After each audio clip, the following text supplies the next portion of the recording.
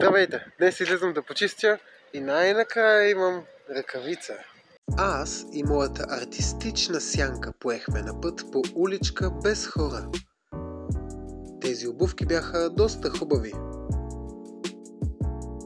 Започнах смело. Поставих си за цел да събера 60 буклука. Казвайки не тук, аз продължих само напред, следван от сянката си. По начин, вие бяхте също с мен. Вие, които гледате този клип. Ние заедно се разходихме днес. Странно е как чрез клип можем да си предаваме съобщения, надхвърлящи времето. Но за сега се радвах на ръкавицата си. Срещнах тази дебела книга, която сякаш сама се отвори пред мен.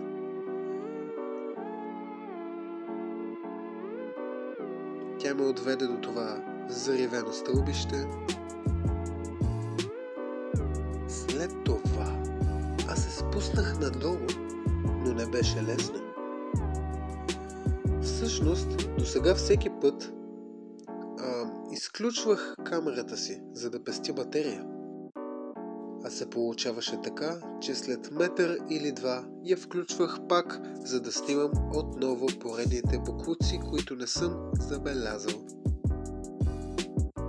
Но днес бях с телефона.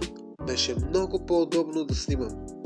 Върнах се 5 пъти до една и съща кофа, защото съм пропуснал да взема със себе си скрит отпадък. Продължих да почиствам и стигнах до още един малък парк. След като прибрах едни големи торби от храстите, заедно с шишета, капачки и кенчета, продължих към морската. Стигнах една слънчева полянка, но там също имаше отпадъци. Всъщност почти един до друг бяха.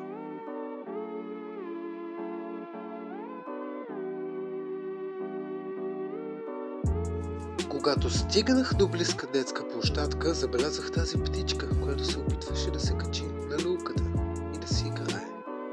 Забелязах обаче и много отпадъци, с които се заех. Тук искам да кажа, че добротата в своята същност тя е най-чистата форма на човешко поведение, но често остава най-незабелязаната. Тя не търси сцена, аплодисменти, нито отплата и точно за това е толкова могъща, защото съществува въпреки всичко, като тих избор на вътрешната ни природа. Да не се подчинява на хаоса, а да го преобразява. Философски погледнато, добротата е свободен акт, не наложен от закони, не подтикнат от полза. Тя е проява на свободната воля, когато човек съзнателно избере да действа по начин, който не увеличава неговото собствено благо, а това на другия. Така тя става едновременно етика и естетика, красота в действие. Когато си добър, ти поемаш отговорност за чуждото страдание, без да си длъжен. Прегръщаш уязвимостта, своята и на другия, и вместо да я използваш, ти я защитаваш. Например, как така децата, толкова крехки и зависими, защитават нещо толкова могъщо и абстрактно, като свободата? Ала в точно тяхната крехкост се крие и самият отговор. Децата защитават свободата не чрез сила, а чрез самото си съществуване. Те са свободата, нейната най-чиста, неподправена форма. Когато едно дете отказва да се подчини на несправедливост, то пита защо, с онзи наивен, но неудържим глад за разбиране. То всъщност се изправя срещу догмата, когато избира да вярва, да обича, да си представя светове без граници. То вече воюва за свободата. Не с оръжие, а с въображение. Помислете за това. Когато детето се съпротивлява, плаче, протестира, отстоява нето си, то ни показва, че дълбоко в човешкото същество има импулс към независимост, към истина, към идентичност. И всеки път, когато възрастният го уважава, когато слуша вместо да налага, тогава свободата се защитава. Децата защитават свободата просто като отказват да бъдат нещо, което не са. И точно за това понякога най-добрият начин да се върнем към свободата е да се върнем към себе си, през очите на детето, което още живее някъде дълбоко в нас.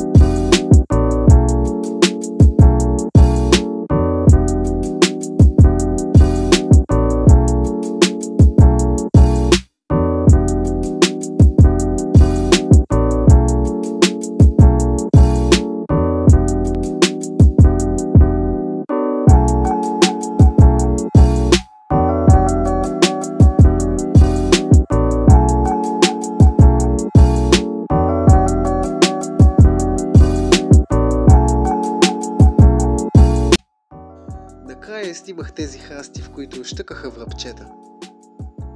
Снимах малко от природата, която винаги изглежда по-скъпа, щом е снимана на слънце.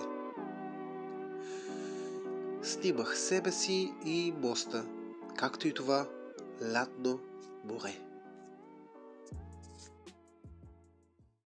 А после отидох на гости на мой приятел и играхме тази игра заедно. Marvel Rivals се казва, показвам я. Има чудесна, много яка, интересна анимация. И ще говоря за нея, може би, в някой клип. Днешният ден беше чудесен. А утре пътувам за Велико Търново. Много се радвам за времето ми прекарано тук в Бургас. Радвам се, че успях да помогна с каквото мога. Благодарен съм, че времето беше толкова слънчево последните дни и че можах да се видя с моите приятели. Много благодаря и желая на всички приятна вечера. И всичко най-хубаво. Последвайте каналът ми Джорджоса за още подобни клипове.